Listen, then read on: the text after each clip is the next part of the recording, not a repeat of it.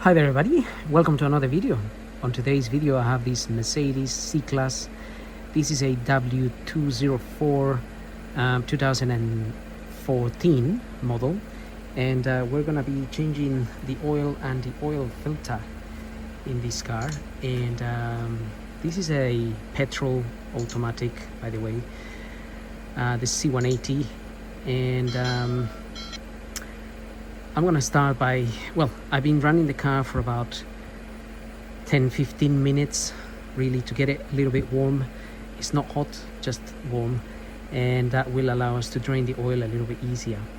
So I'm gonna start by opening the engine compartment by pulling on this red lever here. If you pull that, it will pop your bonnet open. I've already done it, so mine is already open. So car's been running for a little while. Now we can switch it off, and we're gonna get this bonnet open. So I'm also gonna show you the right somewhere here there is a little thing that we need to press and lift the bonnet open. So here. So I'm also gonna top up some screen wash fluid, and we're gonna check the coolant level and percentage of antifreeze, and then we can get the car up and drain our oil, but also we're going to tackle the filter. So let's start by topping up some screen wash fluid, which I don't really have that much, but I'm gonna get another bottle in a minute. Screen wash fluid goes here. If you didn't know, this is to wash your windscreen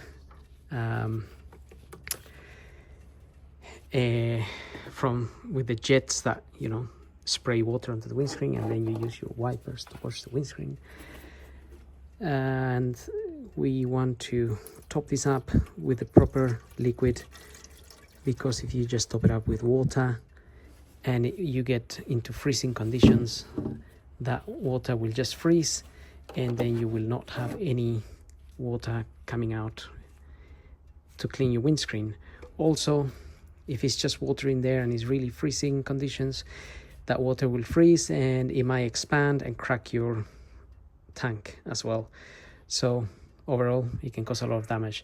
And putting there washing up liquid mixed with water doesn't help either. The washing up liquid is really foamy because it's specific for washing plates and whatnot.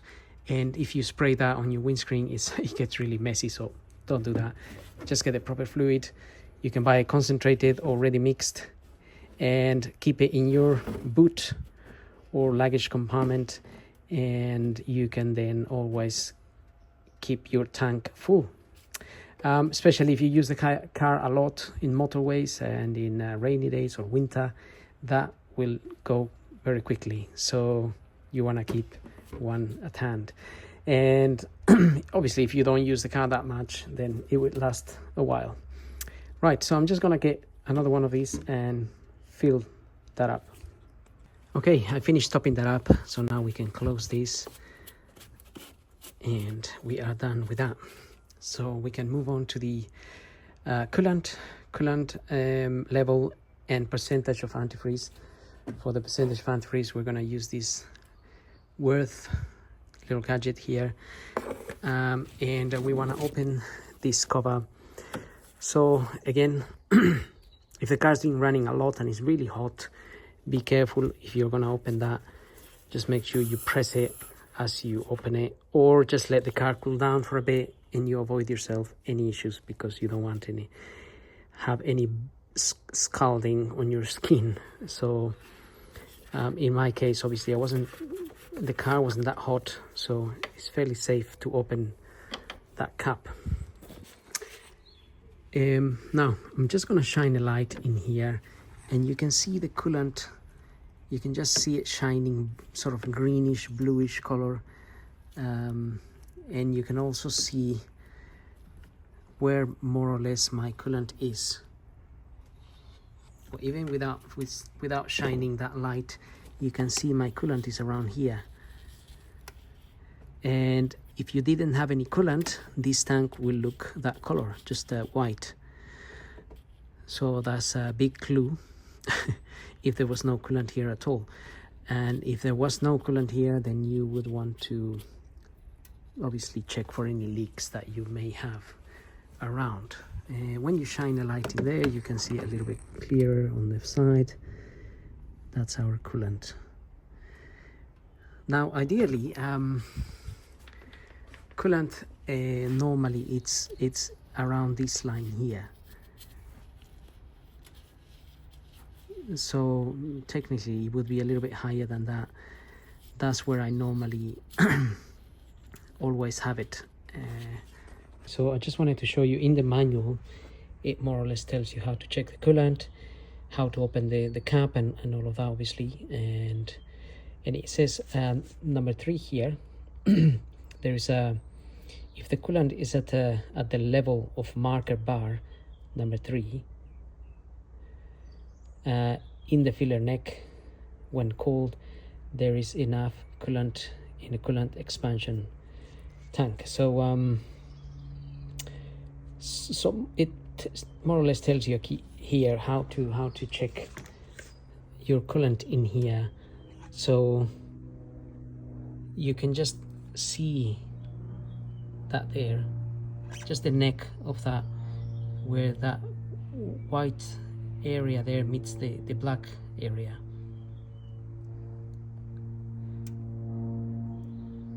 So this particular one is a little bit low, and we can top that up a little bit so it is within the the center line between the black and the white there. But it's not low enough to think that there is a leak somewhere. And now with this gadget we can check our percentage of antifreeze, which says this antifreeze is got enough to withstand up to minus 35 degrees. So it would have to be minus 36, 38, I don't know, in order for this liquid here to freeze.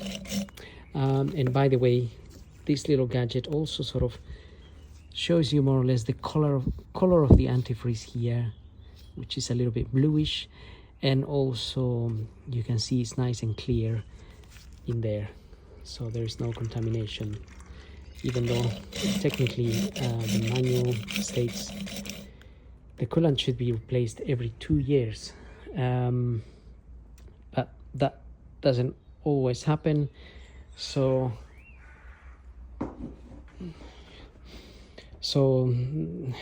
that's why it's worth checking it, making sure it's nice, making sure it's clean, because corrosion can form obviously. But that's the next point I was going to make, that if you only have water in this tank and you only have water running through your engine, corrosion will form. So that's why we put coolant in the system to avoid corrosion, and the percentage of it, of how much you put, it depends a little bit on where you live, because if you live in the North Pole, it'll be very cold and the minus 35 won't be enough. This will have to be at about minus 50 or I don't know, minus 60, I don't know the temperatures up there. But if you're in a very hot country, then you can have it at minus 10 or minus 15 perhaps, but you still want to have coolant in the system because it's got minerals and whatnot to protect the engine from corrosion. Still recommended to change it every 2 years in order to keep your engine nice and corrosion free. So anyway, I'm pretty much happy with the level of my coolant and the percentage of antifreeze, although I do have a little bit of blue coolant somewhere, so I will be adding a little bit later so I can be in line there. So that line there is basically the line that I was saying between this side and this side. Then we can close this and it will lock like that. Once it's locked, you don't force it anymore, otherwise you will damage it. And now we can move on to our oil and oil filter, which brings me to the next point here. for oil, we have this is a C180 blue efficiency. So the blue efficiency takes 6 liters of oil, and then you have the other models here, 5.5, 7 liters. If your model is not listed here, it says all other models 6.5 liters, and it gives you here a range of this little picture here shows you the oil viscosity that you can choose depending where you live. So I'm using 5W30, which is the one I normally use. Shown in there you have 5W40, 5W50. These oils can sort of work okay along these temperatures here, which is minus 15 to plus 30. And obviously if you have if you live in a hot country, maybe you go towards the thicker oils. Like here, if your temperatures are between 5 degrees, minus 5 and plus 30, maybe you go with 10W30 or some here. Or if your country is very cold, then you go with these oils which are a bit thinner. Anyway, in the UK we're sort of somewhere in the middle, so I always use 5W30. And also they do recommend, here it is, for petrol engines, the approved oil would be 229.1 to 9.3 or ACEA A3. For diesel engines it's these ones here, or ACEA C3, even though C3 also does petrol, but obviously A3 it's recommended. But you can find here that 22951, it's 22951 refers to C3. Well, anyway, having said that, here's my oil filter, by the way. This is the filter I'm going to be using, Hengst E818H. Just make sure you get the correct filter for your vehicle. Sometimes they are slightly different depending on the model or year of your car. Even if it's a W204, it might be slightly different. So always go by the reg. The procedure of service is going to be the same. So you just have to use your initiative a little bit, just in case something's... In any case, the only difference will be with the sizes of that we use for removing the filter, really. The sun plug bolt is always like a 13 mil on Mercedes.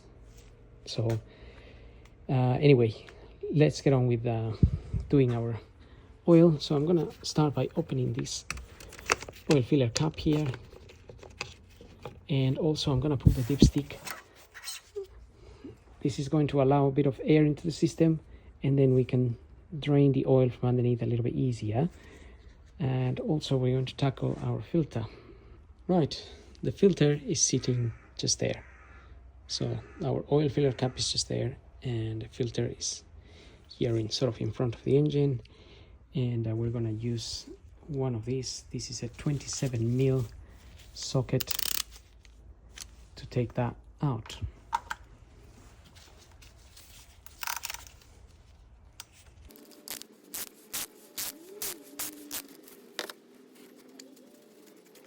Okay, so that's now loose, but I'm gonna leave it there for a few minutes, 5 minutes maybe, just to let it drain a bit. Otherwise, if I pull it out, some oil will drip around. I mean, you can always take it out, try to get it out fairly quickly and put some paper underneath, but you're always gonna get stuck somewhere and some oil will drip, make a little mess somewhere. So let's just wait 5 minutes.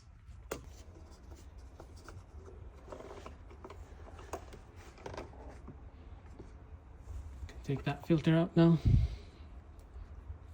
and we are going to take care of these once we're gonna get the car up, drain while the oil is draining. We'll take care of this. And if you're working outside where all the elements are around, such as rain, or I don't know, it's windy and anything can go in there.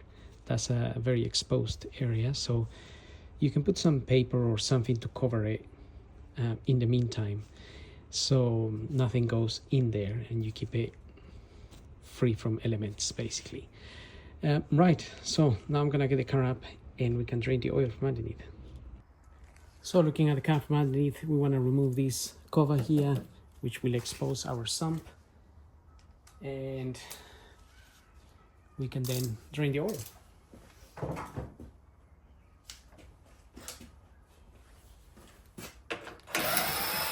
So we have 8mm bolts. I think there is 6 of them. So the size is 8mm, not we have 8 of them.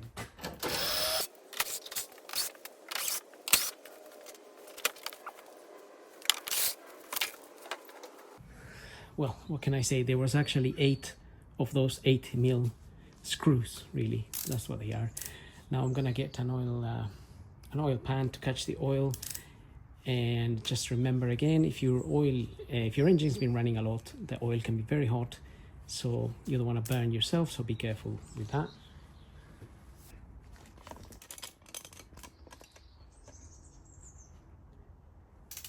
Okay, so 13mm socket.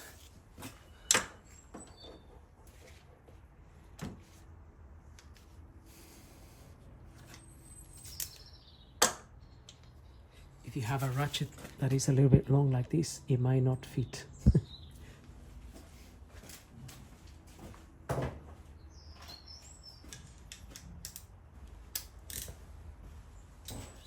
So I'm gonna use a skinny one instead.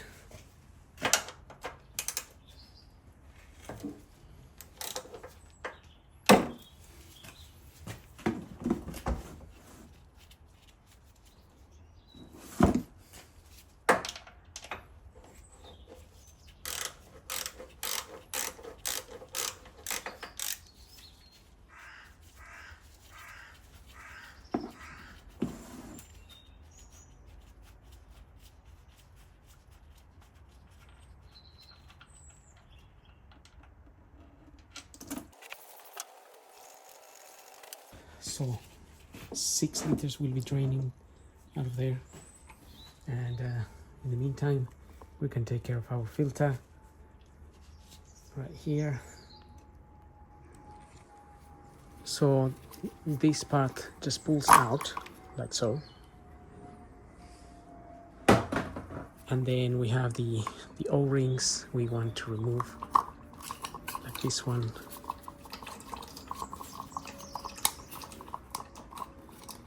So you should have new ones in your filter kit.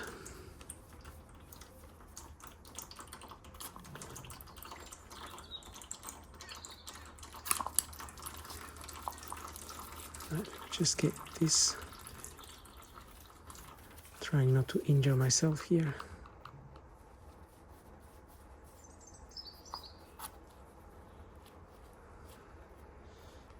Okay.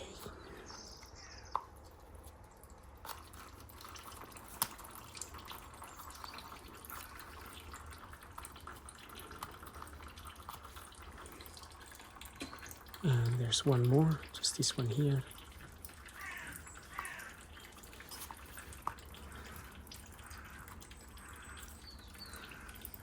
Okay, so in your kit you're gonna have new O-rings, so just fit the new O-rings in the same place they come out from. By the way, I cleaned this oil filter housing here. I cleaned it with a bit of brake cleaner, so just rinsed it really. And we have these 2 little gaskets here as well. One goes there, and the other one goes down here.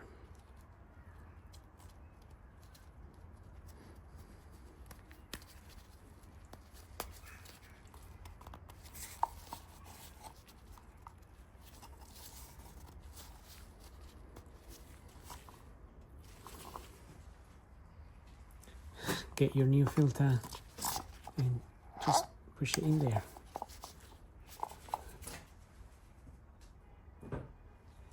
And I just got a little bit of multi-purpose grease here, and I'm just putting it in this O-ring here around. This will just help when we screw this back on. It will help this O-ring slide without getting caught or damaged. Just put a little bit on these ones as well. You can also grab a bit of the oil that is dripping from there and put it on the O-rings. No big deal. Or you can use some of the new oil. So this is now ready to go back in. And our oil has been dripping for some time now. And I also have a new copper washer here. So we can take the old one out, get the new one in. It's not the end of the world if you haven't got a new one. I have reused mine in the past and I never really had a leak. But if you're gonna get a new one, this is the size 14 by 20 by 1.5. It's this specific copper washer that fits usually Mercedes. I've got a torque wrench. I've been using a torque wrench lately on my videos to torque the sun plug bolt. Just to encourage people to, if it's the first time you're doing your car or you're only doing one car, it's a good idea to have a torque wrench so you don't damage this bolt or the sump there, because that would be tragic. So I've got my torque wrench set to 33 Newton meters, so you can torque that between 30 and 35 Newton meters.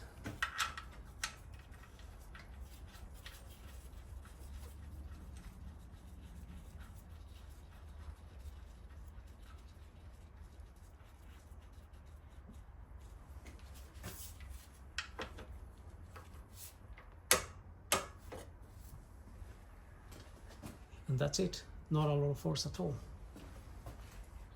And now I'm gonna use some brake cleaner, rinse the area here, rinse the area there, wherever the oil went, clean it and leave it nice and clean as you found it. That way next year when you check this, if there's any oil there, then you know it's not from what you left, but it could be oil dripping from somewhere. So obviously if you get into a routine of that, then you will always know that you always cleaned it. And now we can put the cover back on.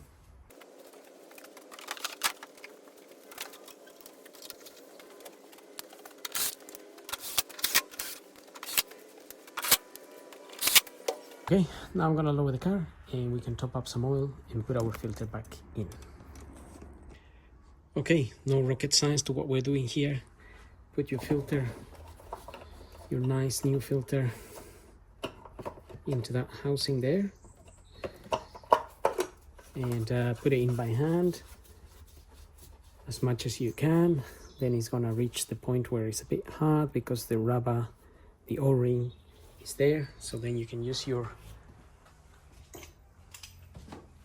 ratchet and just in there on top of this filter cover, it says 25 plus 5 Newton meters. So 25 Newton meters will do for this. But I'm not using my torque wrench for this, but you should use it if you don't do this all the time.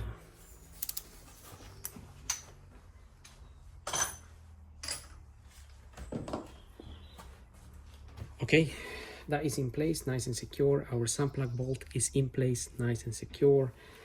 Now we can top up some oil, and we're also going to use our dipstick as a reference here. I'm just gonna clean it. So your dipstick has 2 marks there. If you can see, a minimum and a maximum. So obviously we're aiming to be at the max, which is somewhere up here. I can hold this there, maybe somewhere up here. This side will be the minimum, the maximum. Obviously, I'm gonna put in 6 liters of oil, and then we can check our dipstick.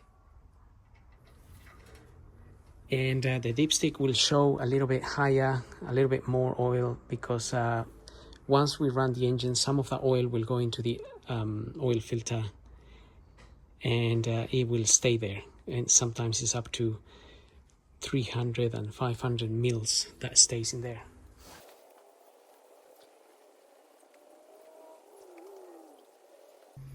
So that there is 5 liters of oil.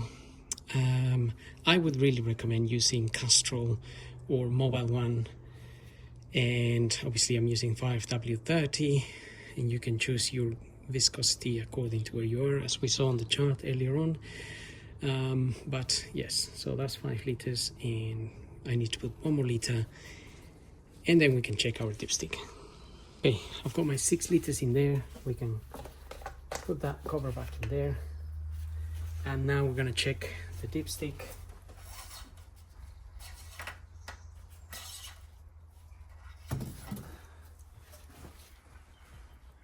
And perhaps you can see the shiny area there. You can see my oil is a little bit, is where the max mark is, well, the actual letters are. So the oil is supposed to be somewhere here rather than here. So that will go down once we run the engine. But I'm happy with that level. So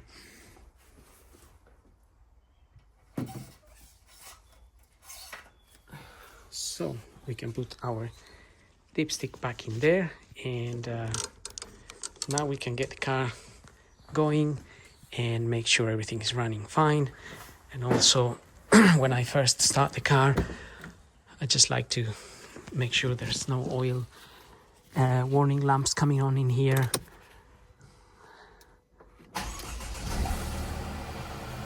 So we get the car going, no warnings going on in here. It's just a few seconds really. And then you can go to the area of the engine bay, have a quick look underneath, make sure there's no oil dripping, anything obvious. Obviously, I always like to recap that I tighten the filter, I close the cap, I close the dipstick, and obviously I tighten the bolt, sunplug bolt underneath. And we're pretty much done. So what I'm gonna do now is I'm gonna switch the car off, and we're going to reset the service interval. Right, so I'm gonna reset the service interval. This car, it's due. Let me just get the ignition on here. And let me show you the service interval here. It's shown in there. Go to Assist Plus, and it says next service be in 30 days. So we've done it today. And now if I come out of that menu, you just want to make sure that the mileage is shown like this.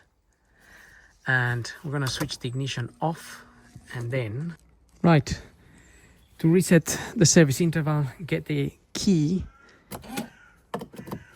in your barrel and then put it in position 1. Then press the phone button and the OK button here. So first you press this is like the answer button. So you first press that and then the OK button, and hold it for a little while.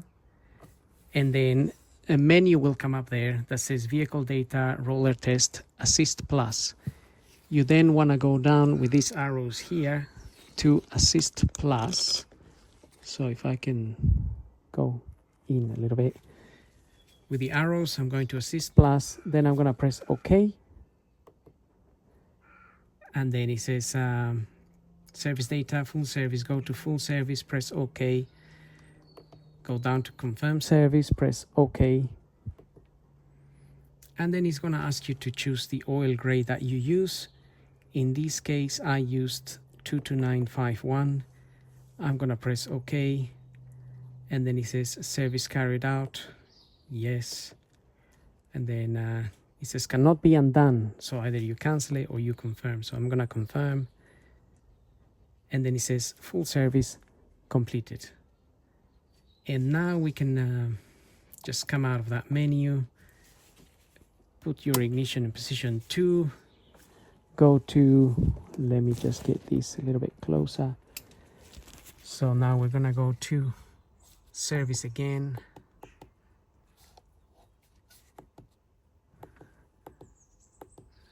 And then go down to Assist Plus.